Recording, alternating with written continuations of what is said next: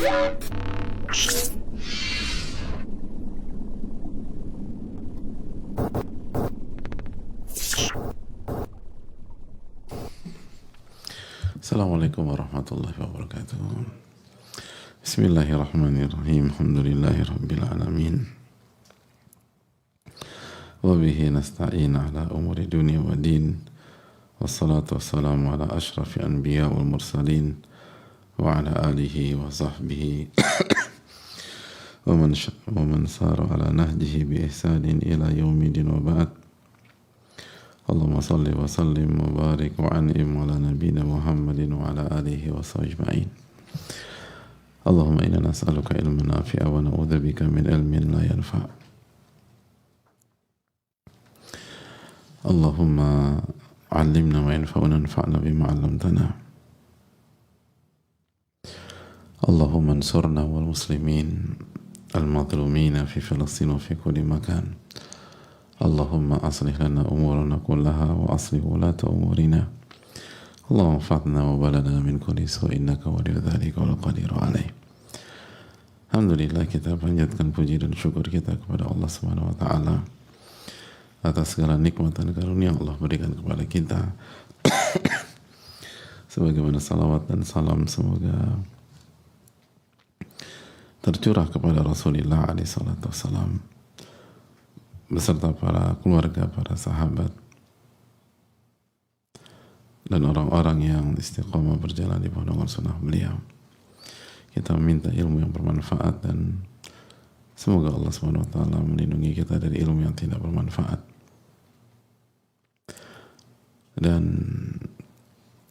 semoga Allah tolong kita dan saudara-saudara kita khususnya yang terzalimi di Palestina dan berbagai macam tempat. Semoga Allah perbaiki urusan kita dan urusan pemimpin-pemimpin kita, dan semoga Allah Subhanahu wa taala menjaga kita dan bangsa kita dari segala keburukan. Amin ya rabbal alamin.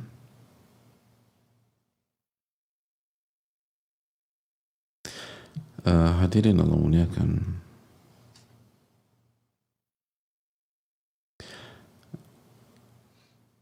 alhamdulillah kita kembali bersyukur kepada Allah Subhanahu wa taala dan kita berusaha menjalankan tugas kita, yaitu bertahmid dan bersyukur atas nikmat yang Allah berikan, karena nikmat diberikan kesempatan berinteraksi dengan buku-buku dan karya para ulama adalah nikmat yang sangat mewah, dan bisa belajar dari karya-karya mereka adalah keberuntungan yang besar dalam kehidupan. Dan setiap kenikmatan dan keberuntungan membutuhkan rasa syukur, harus direspon dengan rasa syukur.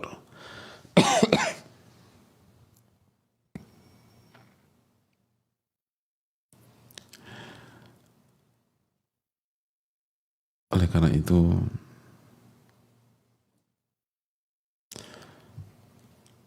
marilah kita banyak-banyak bersyukur kepada Allah Subhanahu wa taala, dan semoga Allah memberikan ilmu nafi' kepada kita. Hadirin Allah muliakan, kita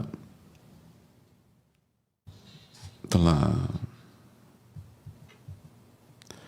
mempelajari tentang atau kita mempelajari tentang sifat hilm sebagaimana yang dibawakan oleh Ibnu Qayyim rahimahullah ta'ala. Allah itu halim dan mencintai orang-orang yang memiliki sifat hilm. Allah itu halim dan mencintai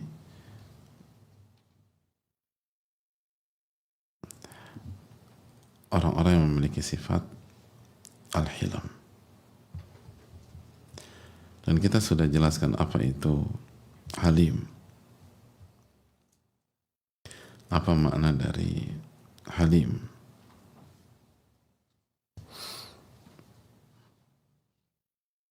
Yaitu kalau bahasa kita, kematangan,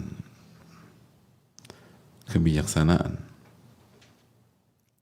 kewaspadaan, tidak tergesa-gesa, timingnya tepat. Sebagaimana kata Ibnu Jarir, "Dzu'anah la yajal ala man asahu wa khalafa amrahu bin naqmah." Allah SWT itu sangat Allah itu tidak tergesa-gesa, timingnya selalu tepat, tidak sumbu pendek.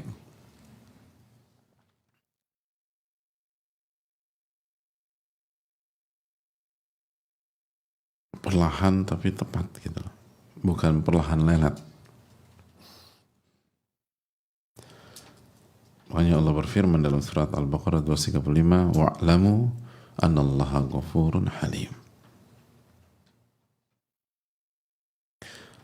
Dalam ayat yang lain, Al-Baqarah 263, Allah juga berfirman, "Wallahu ghaniyyun halim."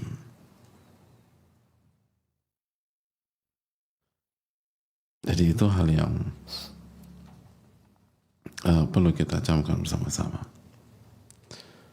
Dan di antara makna juga Al-Halim, fala yu'ajil 'abdahu bi'uquba liyatuba min isyan. Halim juga bermakna tidak buru-buru dalam menghukum hambanya, tapi memberikan kesempatan hambanya bertobat dari kemaksiatannya. Itu Halim. Jadi Allah tuh tidak langsung mengadab hambanya. Itu membuat kita bernafas lega bahwa ketika kita buat kesalahan, Allah SWT nggak langsung, tapi kasih kesempatan kita untuk istighfar, kasih kesempatan kita untuk bertobat, kasih kesempatan kita untuk kembali kepada Allah Subhanahu wa Ta'ala.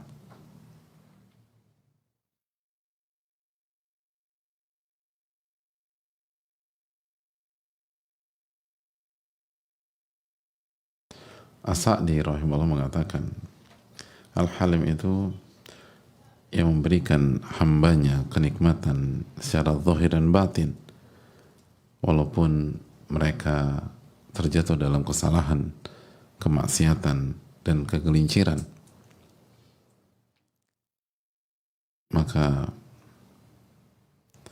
Allah SWT Maha Halim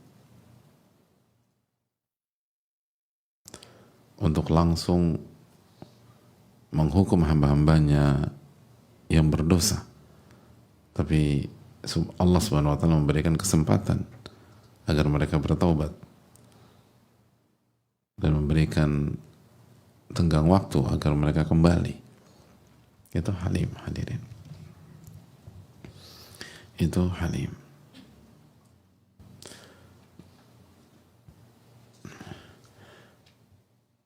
Dan Allah mencintai orang-orang yang punya sifat hilm. Berarti Allah mencintai orang-orang yang tidak sumbu pendek, orang-orang yang matang, yang bijak, yang dewasa, yang tidak responsif, tidak meledak-ledak, bisa mengendalikan emosi dan hawa nafsunya, punya sifat kehati-hatian. Dan kemarin kita sudah jelaskan keterangan Ibnu Hibban bahwa yang pertama apa? Ma'rifah, ilmu. Yang kedua tathabut, cross check dulu, nggak langsung direspon, nggak langsung nyamber, nggak langsung panik atau nggak langsung membalas. Bisa jadi salah, bisa jadi itu hoax, bisa jadi itu nggak benar. Gue mau labrak tuh orang, ternyata salah, ada kemakan berita yang palsu, tapi udah marah-marah, udah ngelabrak dan lain sebagainya. Itu tidak Halim. Halim itu dia punya ilmu, dia cross check, al-azm, dia punya tekad yang kuat. At-tasabbur, dia berusaha untuk sabar, wassabar, lalu dia raih kesabaran, waridho, dia ridho terhadap apa yang Allah takdirkan, atau samt, beliau atau dia diam, dia menjaga lisan, dia tidak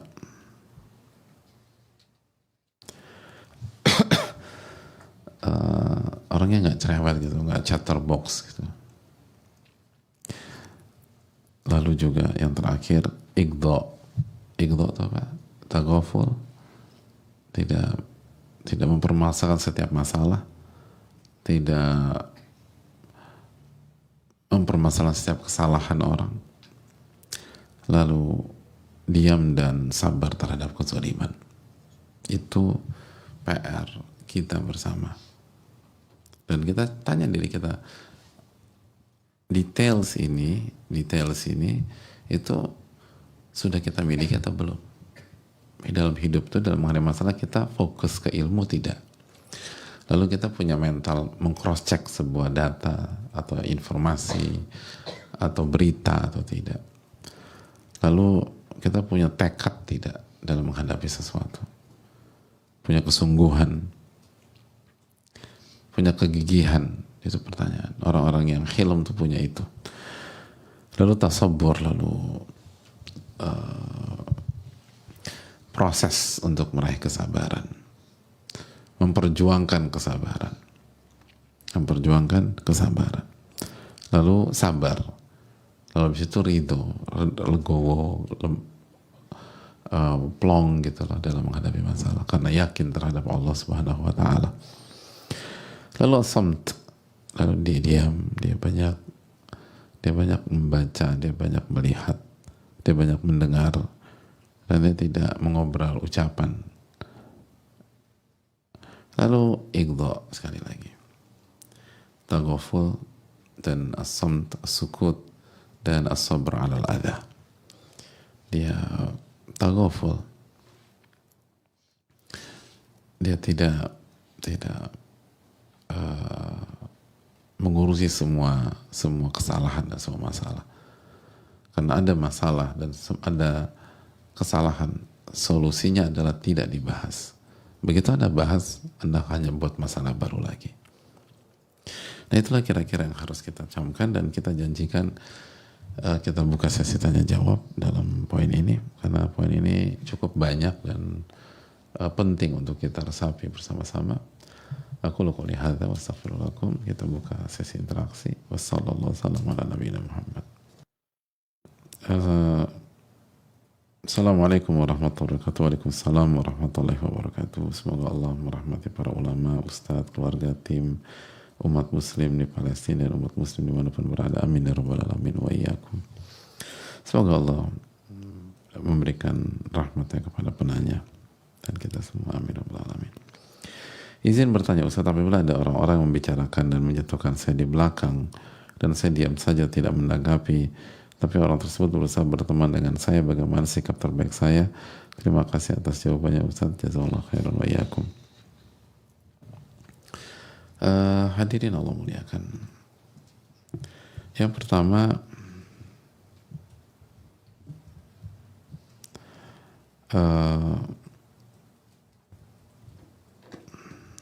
hendaknya kita minta pertolongan kepada Allah Subhanahu wa taala.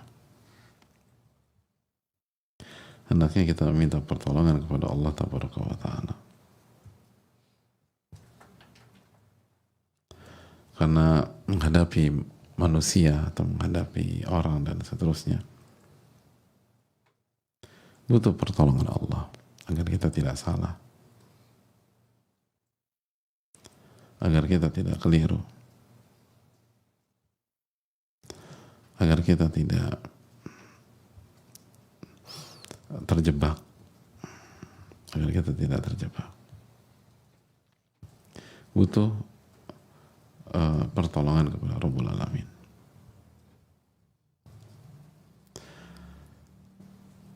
Itu hal yang perlu kita tanamkan bersama-sama.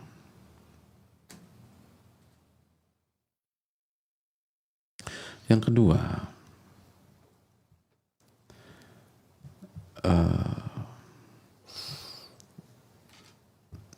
minta perlindungan dari keburukan dan orang yang buruk dari kepada Allah Subhanahu wa taala. Makanya kan setiap pagi kita diminta a'udzu bikalimatillahi tamma min syarri ma khalaq. A'udzu bikalimatillahi tammati min syarri ma khalaq. Jadi tujuannya adalah minta perlindungan. Lalu yang ketiga, hadirin sekalian muliakan,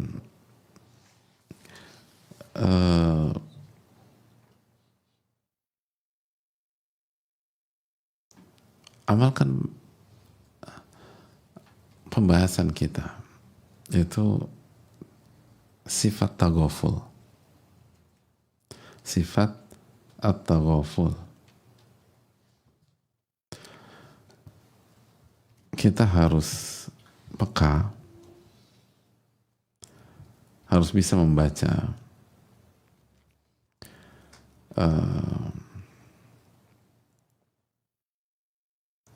harus bicara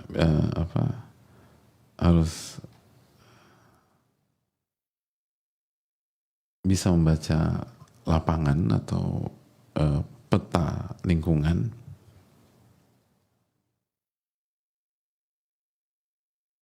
tapi tidak langsung, sekali lagi, responsif dan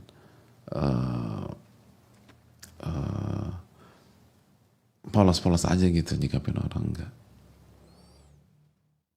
Tapi terapkan tadi. Makanya diriwayatkan Imam Syafi'i pernah menyampaikan, al-kaisul aqil, orang yang cerdas dan berakal sehat, itu al-fatinul mutaghafil.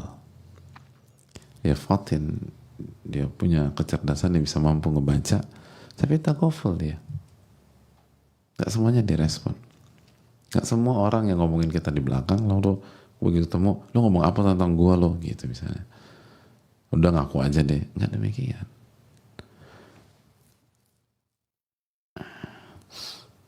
Itu penting. Jadi hadirin Allah muliakan, kita perlu tahu siapa yang baik sama kita depan belakang, siapa yang baik sama kita di depan kita, tapi di belakang kita beda lagi. Itu kita sebagai seorang mukmin diminta untuk menguasai skill itu. Nabi SAW tahu siapa munafik, siapa tidak. Itu contoh kita Nabi SAW. Nabi SAW tahu orang munafik kan ngomongin beliau dari belakang. Ngerti? Siapa Nabi SAW tahu siapa sahabat setia yang depan belakang sama betul-betul mencintai beliau SAW, mana yang depan baik, belakang enggak. Bahkan Allah Subhanahu wa taala yang memerintahkan hal tersebut, sebagaimana yang di dalam yang Allah firmankan dalam surat dalam Al-Qur'anul Karim. Coba buka surat Al-Munafiqun ayat 4. Allah katakan, wa idza ra'aitahum tu'jibuka ajsamuhum wa yaqulu tasma' liqaulihim ka'annahum khushubun musannada yahsabuna kulla sayhatin 'alaihim humul adu fahdharhum qatalahumullah anna yufakun. Wa idza ra'aitahum tu'jibuka ajsamuhum. Apabila engkau melihat mereka, fisik mereka, appearance mereka membuat Anda kagum. Wa iyaqulu tasma' liqaulihim. Kalau mereka bicara, Anda akan mendengar perkataan mereka dengan seksama. Jago bicara mereka. Jago bicara. Indah kalau di depan kita. Ka'annahum khusyubun musannada. Seakan-akan mereka kayu yang bersandar.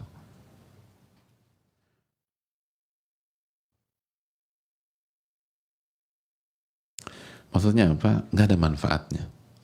Itu fisik, itu jago ngomong, nggak ada manfaatnya maksudnya. Hanya buat kerusakan aja. Nggak ada manfaatnya.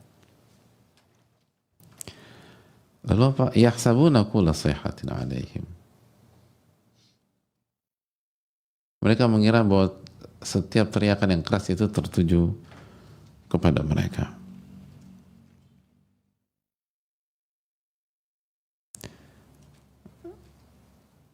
Apa artinya?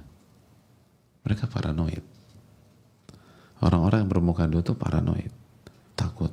Jangan-jangan kebongkar. Jangan-jangan ketahuan. Jangan-jangan ini. Jangan-jangan itu. Sebenarnya mereka ketakutan. Ya kan simpel aja lah, Din. Kenapa orang bermuka dua?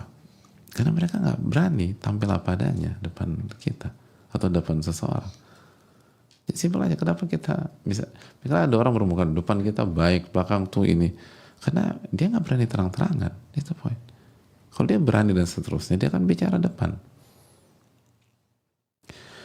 Makanya karena khusyubu musannada yahsabuna kulla sayhatin alaihim. Mereka berpikir setiap teriakan itu tertuju untuk mereka. Mereka ketakutan, jangan-jangan saya, jangan-jangan ketahuan, jangan-jangan kebongkar, jangan-jangan dia udah tahu. Jangan-jangan Mbak Fulana tahu aku yang ngomongin dia dari dulu. Jangan-jangan. Lalu apa kata Allah? Humul adu fahdharhum. Mereka musuh. Dan waspadalah terhadap mereka. Lihat waspada. Fahdharhum. Fahdharhum. Hati-hati. Hadar, hati-hati. Jadi hati-hati menghadapi orang yang bermuka dua. Itu adalah sunnah Rasulullah SAW. Itu perintah Allah SWT kepada Nabi SAW. Harus hati-hati. Waspada sama dia. Jadi harus bisa peka, bisa ngebaca. Ini hati-hati. Ini sosok ini hati-hati. Ini hati-hati. Tapi bukan suudzon. Bukan buruk sangka. Nggak boleh kita buruk sangka sama orang. Nggak boleh buruk sangka sama orang atau suudzon. Bedanya buruk sangka dengan hati-hati ngadepin orang bermuka dua apa? Data. Suudzon kan nggak ada datanya. Asumsi. Suudzon buruk sangka itu pakai asumsi. Tapi kalau ini kita tahu datanya. Kita punya bukti. Dan lihat bagaimana Nabi SAW menyikapi para orang-orang munafik. Kan nggak polos, oh ngaku aja dasar munafik, kan nggak begitu. Baik, terus ngedakwahin, tapi hati-hati itu poin. Jadi nggak semua orang kayak gitu dilabrak, lo ngomong apa, kamu tuh ngomong apa, kok kamu tega sih, terus kita nangis. Ya itu bukan demikian. Tetap baik, tetap kita harapkan mereka berubah. Nggak semua harus didudukan. Enggak, takoful. Kecuali kalau memang urgent atau berkait atau dampaknya serius dan seterusnya mungkin ya. Tapi kalau hal-hal demikian biasa. Dan yang terakhir, jangan menutup pintu yang Allah buka. Artinya jangan menjudge seseorang, dia akan hidup begitu terus selama-lamanya. Akhirnya kita nggak pernah buka pintu kita untuk dia. Artinya bisa jadi orang berubah. Bisa jadi orang itu berubah. Bisa jadi, kan seringkali kita gitu ya. Kita dapat bukti dia ngomongin kita di belakang. Tapi 15 tahun yang lalu, itu kayaknya seakan-akan sampai hari ini dia masih lakukan hal demikian. Padahal udah enggak. Dan bisa jadi waktu ngomongin kita, belum kenal baik tentang kita.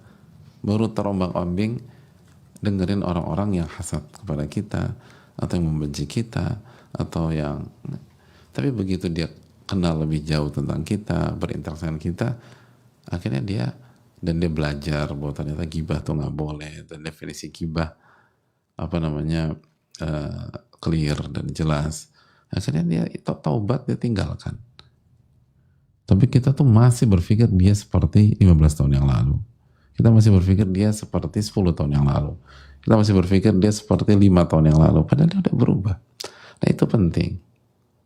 Jadi jangan, manusia tuh sangat dinamis hadirin. Jadi jangan, dia orangnya begitu. Gue tahu dia dari dulu. Dulu aja. Oke dulu, sekarang ya aku belum dapat buktinya lagi sih. Ya udah, waspada nggak apa-apa. Tapi jangan suudzon atau jangan langsung memvonis segala macam. Waspada. Dia punya tipikal ini loh.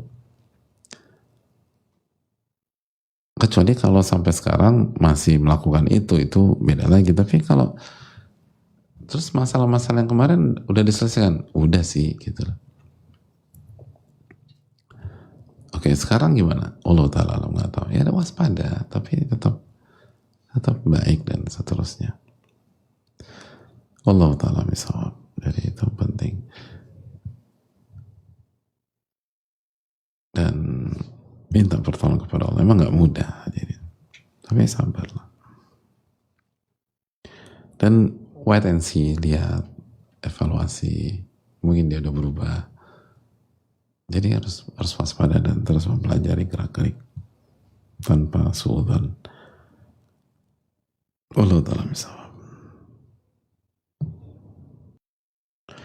Assalamualaikum warahmatullahi wabarakatuh. Waalaikumsalam warahmatullahi wabarakatuh. Semoga Allah senantiasa merahmati Imam Ibnul Qayyim, para ulama beserta orang-orang yang beliau cintai. Amin ya rabbal alamin wa iyyakum. Ustadz beserta keluarga, tim beserta keluarga, saudara muslim di mana berada. Amin ya rabbal alamin wa iyyakum. Terutama saudara-saudara kita yang terzalimi di Palestina dan berbagai macam tempat. Amin ya rabbal alamin. Ustadz mau nasihatnya untuk saya sedang mempertimbangkan apakah perlu untuk mencari bantuan profesional. Qadarullah, ada kondisi-kondisi tertentu yang membuat saya cemas. Di kepala sering muncul bisikan-bisikan negatif dan ketakutan, terutama bila di lingkungan pekerjaan dan saat sendirian. Bila momennya muncul rasa ya perut sakit, dada sesak, kepala pusing, kadang tremor, tangan dingin, rasanya ingin menyendiri. Bila di rumah, alhamdulillah bisa langsung sholat, perbanyak taubat. Kadang bila di kantor atau di luar agak susah untuk langsung sholat, akhirnya banyak istighfar. Dari luar saya tampak tenang. Alhamdulillah frekuensi menangis sudah berkurang. Alhamdulillah Allah undang saya umrah dan sempat membaik. Alhamdulillah. Qadarullah beberapa bulan setelahnya kembali muncul. Alhamdulillah saya merasa kembali menjadi diri sendiri dan aman di tengah-tengah teman-teman soleha yang Allah pertemukan setiap akhir pekan. Hal ini bermula dari beberapa kegagalan yang saya alami beberapa tahun ini. Lingkungan sekitar, kondisi keluarga yang akhirnya menimbulkan ketakutan untuk mengambil resiko dan keputusan besar. Saya sangat bersyukur bila telah terlewati satu hari. Saya seperti butuh teman yang selalu menyemangati dan mengingatkan terus akan kasih Allah dan nikmat-nikmat Allah. Kedua saya hidup merantau, Ustaz. Mau nasihatnya Ustaz untuk saya, dengan taufik Allah saya ingin sembuh dan normal seperti dulu. Semoga Allah memberikan taufik Ustaz untuk dimudahkan menjawab. Jazakallahu khairan wa barakallahu fikum. Hadirin Allah muliakan, yang pertama, banyak doalah kepada Allah Subhanahu wa taala. Banyak berdoa kepada Rabbul Alamin. Minta pertolongan kepada Allah. Dan yang kedua, coba ruqyah diri kita. Baca ayat-ayat Al-Quranul Karim. Baca mu'awwidzat, baca Al-Ikhlas, Al-Falaq, An-Nas, baca surat Al-Baqarah, khususnya doa yang terakhir setiap malam, dan dekati Al-Quranul Karim dan punya hubungan baik dengan Al-Quranul Karim. Wa nunazzilu minal Qur'an ma huwa shifaa, kata Allah, dan kami turunkan ayat-ayat dalam Al-Quran yang berfungsi sebagai syifa, obat penyembuh bagi orang-orang yang beriman. Bisa sakit fisik jasmani yang real aja itu bisa sembuh dengan Al-Quranul Karim. Bisa Allah sembuhkan dengan Al-Quranul Karim, karena memang Al-Quran itu syifa, obat yang menyembuhkan, sebagaimana yang Allah firmankan dalam surat Al-Isra ayat 82 tadi. Terus juga tanamkan iman kepada Allah Subhanahu wa taala, khususnya iman kepada Allah, nama-nama dan sifat Allah, dan iman kepada takdir Allah Subhanahu wa taala. Dan terbukti kan bahwa kalau di rumah langsung sholat dan bertobat itu membantu kita. Itu penanya sudah sampaikan, dan itu alat bukti atau itu bukti yang jelas bahwa ibadah itu mengobati kita. Lalu yang kedua, juga beliau menyampaikan bukti setelah atau pada saat umrah dan setelah umrah sempat membaik, walaupun qadarullah setelah itu kembali muncul. Jadi itu menunjukkan ada pengaruh dekat dengan Allah, takarub kepada Allah, itu pengaruhnya sangat luar biasa. Dan seringkali setelah pulang umrah dan seterusnya kita kembali ke bawah arus atau kembali ke pola sebelumnya, jadi akhirnya balik lagi. Seringkali demikian. Saya nggak judge penanya ya, karena kita nggak tahu kondisi real beliau, tapi seringkali orang kan demikian. Tapi begitu di Madinah, di Mekah, lalu umrah, lalu dekat dengan Masjidil Haram, suasana atmosfer tanah suci juga demikian, itu sangat membantu, jelas sangat membantu. Lalu yang berikutnya, sebagaimana alat bukti berikutnya yang dibawakan oleh penanya, lingkungan dan teman yang solehah itu penting bagi ibu-ibu, sangat penting. Jangan pernah remehkan itu. Lingkungan itu kekuatan dan cara Allah menolong kita. Cara Allah menolong kita itu melalui sahabat kita. Allah yang berfirman dalam surat Al-Qasas 35, sanashuddu adudaka bi akhik, dan kami akan tolong engkau dengan saudara engkau. Jadi cara Allah menolong seseorang melalui saudara. Allah hadirkan saudara yang bertakwa, beriman, lalu itu akan merubah banyak hal. Allah juga berfirman di dalam surat Al-Anfal 62, huwallazi ayyadaka binasrihi wa bil mu'minin. Dialah Allah yang memperkuat dan mensupport Anda dengan pertolongannya secara langsung dan melalui orang-orang yang beriman. Jadi kebersamaan orang-orang beriman dengan kita, itu cara Allah mensupport kita, cara Allah menolong kita, cara Allah membantu kita. Jadi jangan pernah berpikir bahwa kita mau hidup sendiri saja. Hiduplah bersama sahabat-sahabat yang soleh dan lingkungan yang baik. Itu cara Allah menolong kita. Dan anak rantau bukan kendala. Apalagi kalau misalnya kita bicara Jakarta ya, ada betapa banyak orang Jakarta awalnya perantauan dan masih dalam posisi perantauan. Dan itu tidak membuat mereka nggak punya teman di Jakarta kan. Itu kan contoh.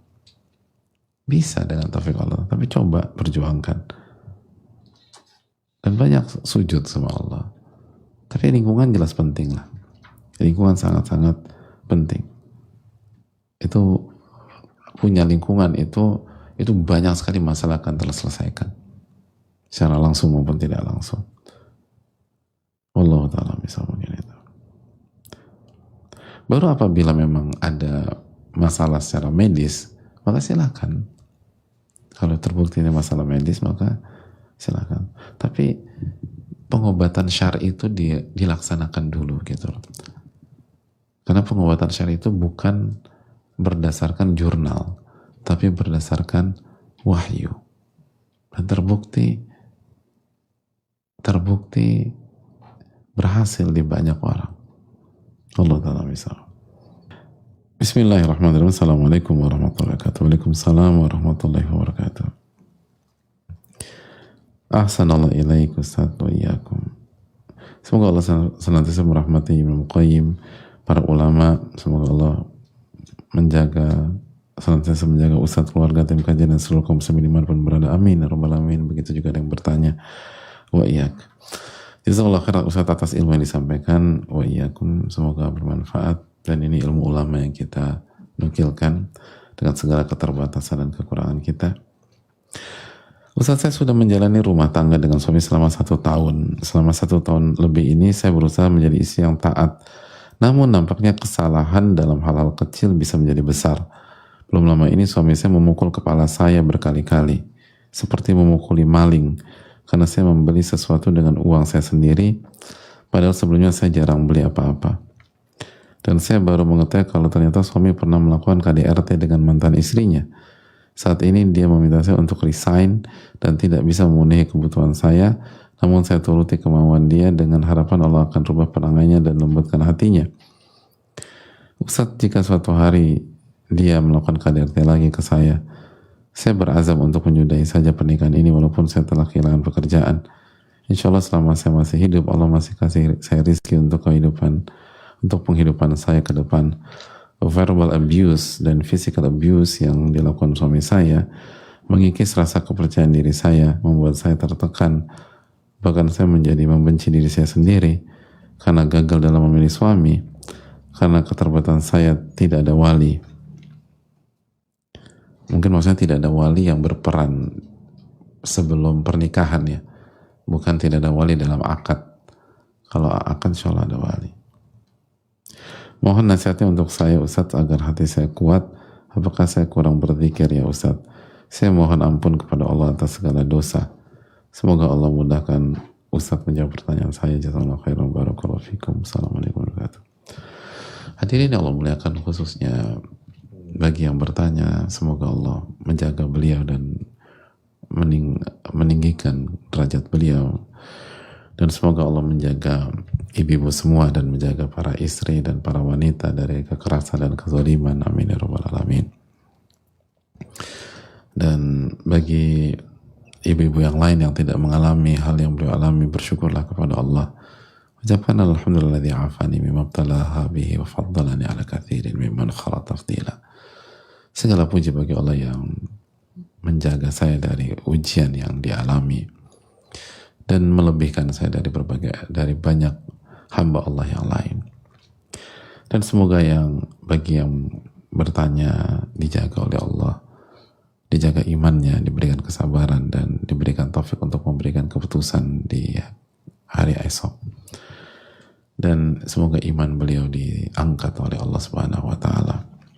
Adapun pertanyaan, apakah saya kurang berzikir ya Ustadz? Hadirin, siapa di antara kita yang gak kurang berzikir? Kita semua ini banyak kekurangan, banyak lalai. Siapa di antara kita yang zikirnya seperti Nabi SAW, Abu Bakar As-Siddiq, Umar bin Khattab radhiyallahu dan lain-lain? Artinya semua kita banyak kurang bagi penanya dan kita semua. Namun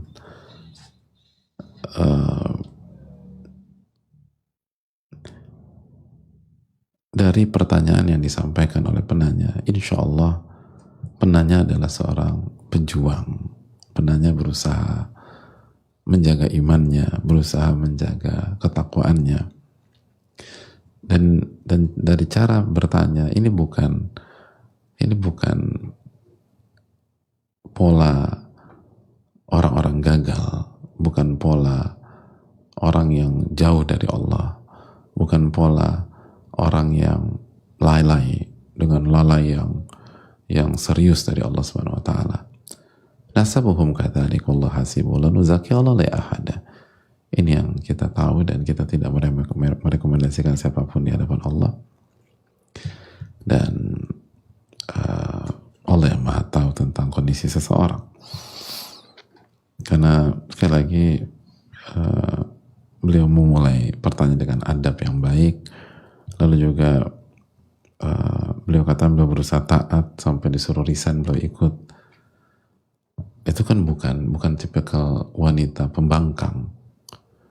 Kita tahu ada sebagian wanita yang nggak mau nurut sama suami, beliau berusaha nurut. Lalu beliau menyampaikan, selama saya masih hidup, Allah pasti kasih rizki buat saya. Itu kan iman dan tauhid kepada Allah, iman kepada nama dan sifat Allah Ar-Razzaq, iman kepada takdir Allah Subhanahu wa taala. Ada banyak kelebihan yang dimiliki oleh penanya, ada banyak hal positif, hal baik yang disampaikan oleh penanya. Jadi terus evaluasi diri, tapi jangan berkecil hati. Jangan berkecil hati. Hadirin, ketika Asia disiksa oleh Firaun, disiksa, bukan hanya dipukul, disiksa. Apakah itu berarti Asia gagal jadi istri? Apakah artinya Asia tidak soleha? Apakah artinya Asia itu pecundang. Tidak. Asia, kata Nabi SAW, adalah wanita yang sempurna. Sempurna. Tapi bukan hanya mengalami KDRT, disiksa sama suaminya. Wanita sempurna. Maka jangan putus asa dari rahmat Allah.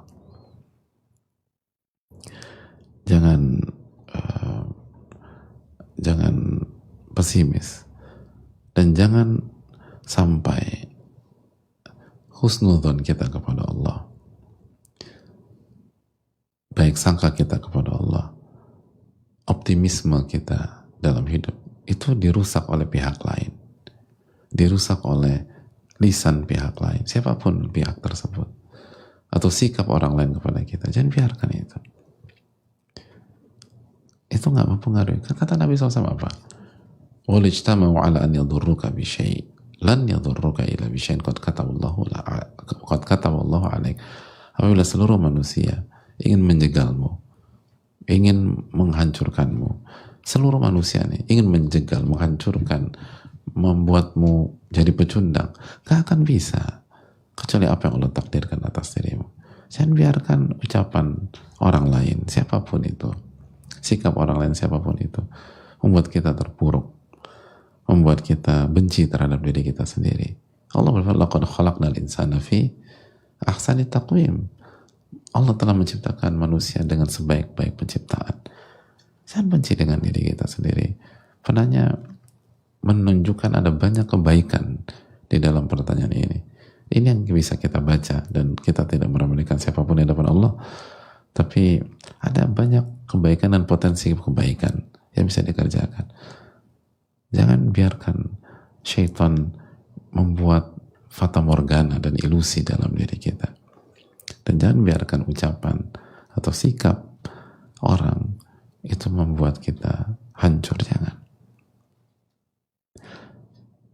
Ketika seorang zalimi kita, itu artinya dia melakukan ketaatan atau kemaksiatan kepada Allah Subhanahu wa taala. Kemaksiatan. Maka jangan sampai kemaksiatan yang dilakukan seseorang kepada Allah membuat kita hancur. Apa hubungannya kita dengan maksiat dia? Jangan biarkan syaitan membuat ilusi sehingga kemaksiatan orang lain justru menghancurkan kita. Gak ada hubungannya. Dalam tanda kutip. Yang bermaksiat dia, bukan kita yang bermaksiat. Jadi jangan kita yang hancur. Kaidah mengatakan yang hancur adalah yang bermaksiat. Yang rusak adalah yang bermaksiat. Makanya kan kata Allah Subhanahu wa taala apa? Kata Allah lah, "Wala tahinu wala tahzanu wa antumul a'launa in kuntum mu'minin." Jangan down. Jangan terpuruk. Jangan sedih. Kalian tuh mulia jika kalian beriman kepada Allah Subhanahu wa taala. Allah memotivasi siapa hadirin? Para sahabat. Allah memotivasi para sahabat pada saat perang Uhud. Dan jelas kemenangan yang di depan mata itu pupus, itu karena kesalahan sebagian, khususnya kesalahan mayoritas pasukan pemanah. Tapi kita tahu jasa-jasa para sahabat besar, kebaikan-kebaikan mereka sangat luar biasa, dan kebaikan-kebaikan mereka itu jauh lebih banyak, jauh lebih tinggi, jauh lebih besar daripada kesalahan sebagian mereka di perang Uhud. Dan semoga itu juga yang kita harapkan kondisi penanya. Mungkin penanya buat salah, tapi siapa di antara kita nggak buat salah? Penanya buat salah, saya buat salah, ibu-ibu yang lain buat salah, kita semua buat salah. Tapi semoga kebaikan dan amal soleh itu lebih besar daripada kesalahan. Kalau demikian, Allah berfirman, "Wala tahinu, wala tahzanu, wa antumul a'launa in kuntum mu'minin." Jangan down, jangan terpuruk, jangan sedih.